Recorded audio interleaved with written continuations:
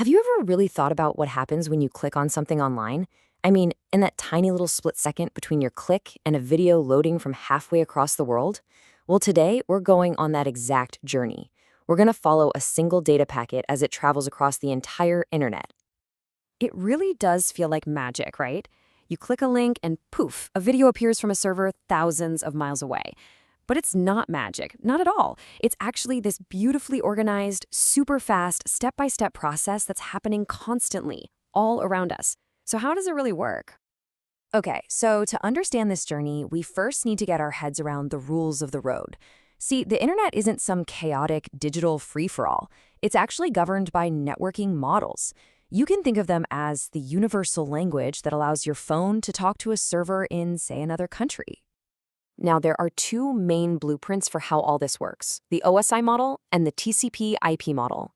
They both do the same basic thing. They break down the super complex process of sending data into a series of layers, kind of like a stack of instructions. But, and this is important, they go about it in slightly different ways. First up, we've got the OSI model. This is the big one, the comprehensive 7-layer textbook version. It's a theoretical model that tries to cover every single possible step in network communication, from the physical wire all the way up to the app you're using.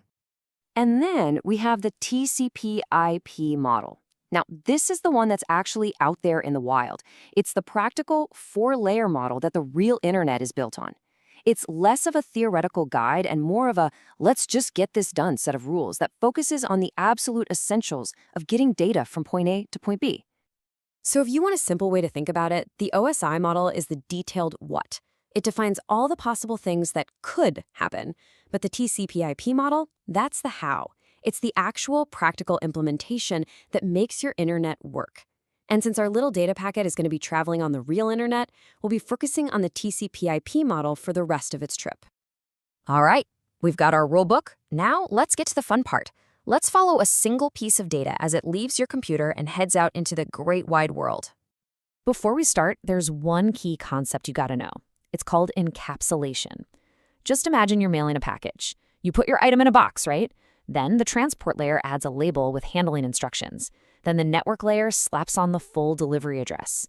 Each layer wraps the data with its own set of instructions, or what we call a header. So here's the roadmap for our packet's journey. It starts way up at the top in the application layer, and it works its way down. At every single step, it gets wrapped in a new layer of instructions. It gets encapsulated until it's finally ready to be sent out as a stream of ones and zeros. This diagram gives you a great visual of the whole thing. For now, we're going to follow the path on the left, the sender side, to see exactly how our data gets all bundled up and prepped for its big adventure. And it all starts right here. The moment you click on that cat video, your web browser, which lives in the application layer, generates a request. And that request, that's the raw data that needs to be sent. So next, the transport layer grabs that data and chops it up into smaller, more manageable chunks. Then it adds something called a TCP header to each chunk, which acts like a shipping manifest. It numbers every piece so they can all be put back together in the right order at the destination, even if they arrive all jumbled up. It's pretty clever. Okay, now our package needs an address. The internet layer adds the super important IP header. This thing contains the source and destination IP addresses. You know, the digital version of the to and from on an envelope. This is the vital information that routers all over the world are going to read to pass our packet along the best path to where it's going. And here we are, the final stop on the sender's side. The link layer takes our packet, wraps it in one last header to create what's called a frame, and then, this is the magic part, it converts the whole thing into a stream of ones and zeros. Electrical signals ready to be zapped over an Ethernet cable or a Wi-Fi signal. You know what's kind of fascinating is that our little piece of data actually gets a new name at each step of this journey. The technical term is a protocol data unit, or PDU.